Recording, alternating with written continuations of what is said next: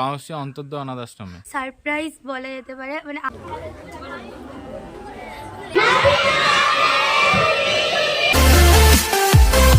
Hello everyone, welcome back to my channel. কেমন আছো তোমরা সবাই? আশা করি সবাই খুব ভালো আছো, আমরাও ভালো আছি।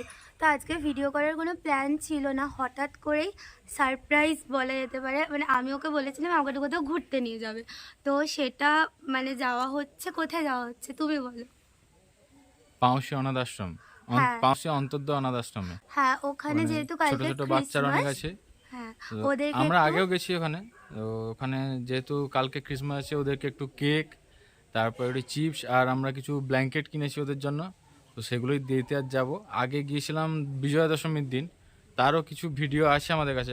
বিজয়া দশমীর দিন মিষ্টি নিয়ে গেছিলাম আমরা, আমরা ক্লাব থেকে গেছিলাম। হ্যাঁ। তো আজকে আবার যাচ্ছি আমরা।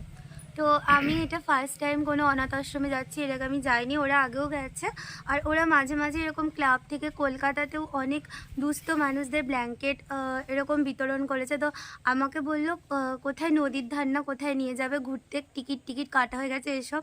তারপর এখানে এসে জানলাম যে অনাথ আশ্রম যাওয়া হচ্ছে, যে খুব ভালো লাগছে। মানে যেহেতু আমি কখনো দেখিনি, ছোট্ট ছোট্ট বাচ্চাদেরকে চকলেটস দেওয়া হবে, একটা বেশ ভালো লাগছে ব্যাপারটা।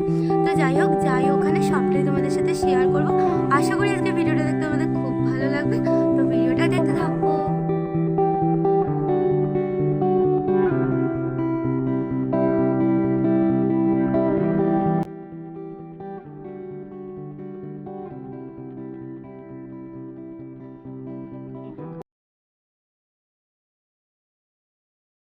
সব আশ্রমের যে বাচ্চারা আছে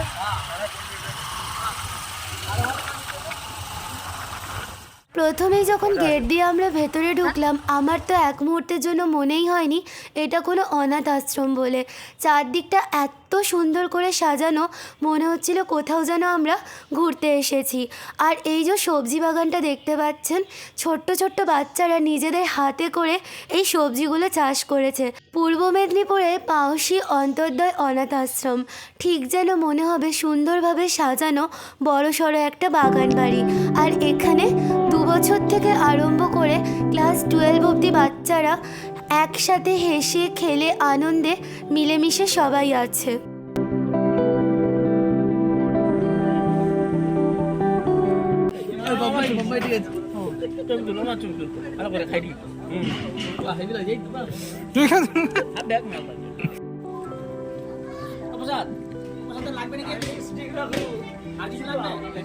আমার ব্লগ ভাইরাল।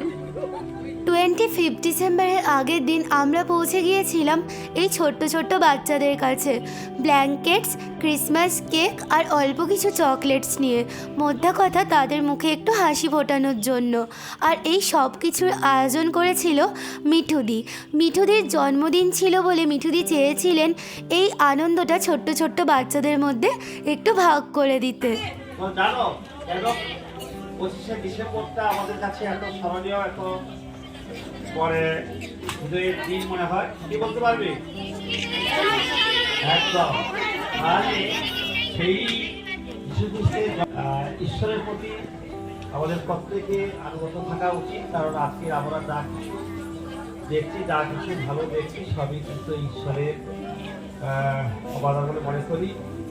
এর একটা ফেসবুক গ্রুপে প্রচুর ফলোয়ার্স, মানে আমরা যখন এই খবরটা আমাদের কাছে পৌঁছে যায় তখন আমরা অবাক যে একটা সাধারণ ছেলেমেয়েটা এসে এইভাবে একটা সুন্দর করে বক্তব্যের মধ্যে, ছবির মধ্য দিয়ে, ভিডিওর মধ্য দিয়ে আমাদের আশ্রমটাকে এত তুলে ধরেছে। তো ইচ্ছা ছিল যে এদের সঙ্গে কীভাবে যোগাযোগ করা যায়। ময়না বলছি যে বাবা ওনারা আসছে, তো আমি তার জন্য খুব ধন্যবাদ।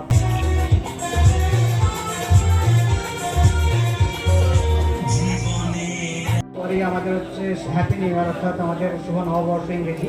তো সবাইকে শুভ নববর্ষের শুভেচ্ছা জানাই, আর গুরুজন যারা আছেন তাদেরকে সবাইকে আমার শ্রদ্ধা জানাই। তো আজকের আমাদের স্মারকপুর ক্লাব ব্যান্ডার্সেরই একজন খুব কাছের মানুষ, অনুপমা চ্যাটার্জি। তো তার 28 তারিখে জন্মদিন, 28শে ডিসেম্বর জন্মদিন। তো সেই জন্মদিন উপলক্ষে তার মনস্কামনা ছিল যে মানে যে বাচ্চারা থাকে সবার জন্য কিছু ব্ল্যাঙ্কেট আর কিছু ড্রাই ফ্রুট আর চকলেট বা কেক, যেহেতু বড়দিন সামনেই থাকছে। তো সেই জন্য দেওয়ার তার খুব ইচ্ছে ছিল। তো উনি কাজের জন্য একটা বিশেষ কাজের জন্য আটকে পড়েছেন, তো আসতে পারেননি। তো তাই উনি আমাদেরকে দায়িত্ব দিয়েছেন, যেহেতু আমি এখানে আগেও 1-2 বার এসেছি আমার ইউটিউব চ্যানেলের জন্য। তো সেই জন্য বলরাম বাবু এবং ময়নাদির সঙ্গে আমার পূর্ব পরিচয় থাকার জন্য উনি আমাদেরকে বেছে নিয়েছেন এখানে এইগুলো হস্তান্তরের জন্য। তো আমরা আজকে আমাদের ক্লাবের পক্ষ থেকে উনার প্রতিনিধিত্ব করে এসেছি। বাচ্চাদের হাতে হচ্ছে কিছুই কম্বল এবং বড়দিন উপলক্ষে কেক আর চকলেট আর হচ্ছে চিপস তুলে দেবো। তো আমি সবাইকে অনুরোধ করছি, একে একে বলরাম বাবু ময়নাদিকে বলবো যে যাতে বাচ্চাদেরকে একে একে লাইন বাই লাইন যেন এখানে নিয়ে আসেন এবং সবার হাতে যাতে আমরা তুলে দিতে পারি, সুষ্ঠুভাবে যাতে আমরা কাজটা আমরা সমাপন করতে পারি, তার জন্য আমরা অনুরোধ রাখছি। আর বিশেষ কিছু বলার নেই।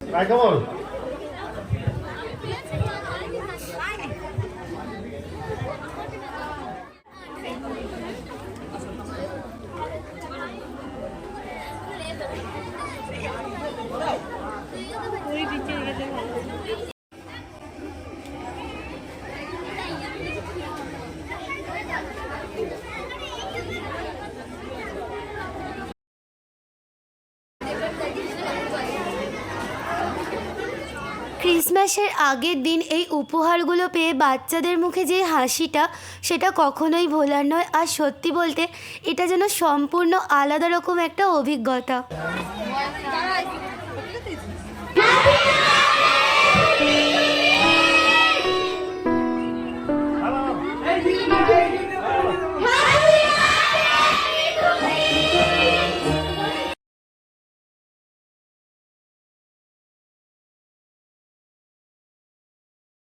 এই জাস্ট বাড়ি এলাম আমরা, আর যেমনটা বললাম এটা আমার কাছে পুরোটাই একটা সারপ্রাইজ ছিল।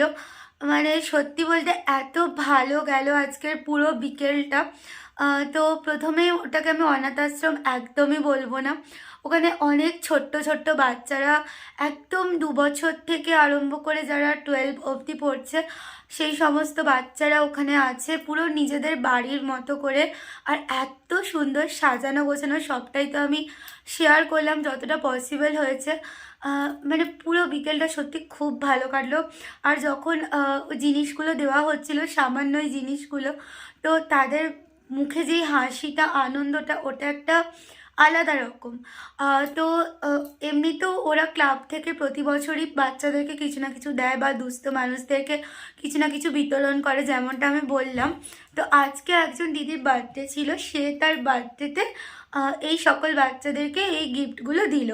আর কালকে যেহেতু ক্রিসমাসের আগে সবারই গিফট পেতে ভালো লাগে, তো তেমন ওই বাচ্চাগুলোও খুব খুশি হয়েছে। আর ওখানে যারা ম্যানেজমেন্ট কমিটিও আছেন তারাও খুব ভালো। তো সব মিলেমিশে খুব সুন্দর। যাই হোক, আজকে ব্লগটা আমি এখানেই এন্ড করছি, আর আজকে বাড়াবো না। আজকে আমি এটাই জাস্ট তোমাদের সাথে শেয়ার করতে চেয়েছিলাম। কেমন লাগলো তোমাদের অবশ্যই কমেন্ট করে জানিও। আর এই ভিডিওটায় আমি বলবো না যে সাবস্ক্রাইব করো, কারণ এটা মানে এটা সাবস্ক্রাইব ওয়ার্ডটা বলাটা উচিত না। যাই হোক, আশা করি তোমাদের ভিডিওটা খুব ভালো লেগেছে। আর আবার দেখা হবে তোমাদের সাথে খুব তাড়াতাড়ি নতুন একটা ভিডিওতে। সবাই ভালো থেকো, সুস্থ থেকো আর সাথে থেকো। আর অ্যাডভান্স হ্যাপি মেরি ক্রিসমাস।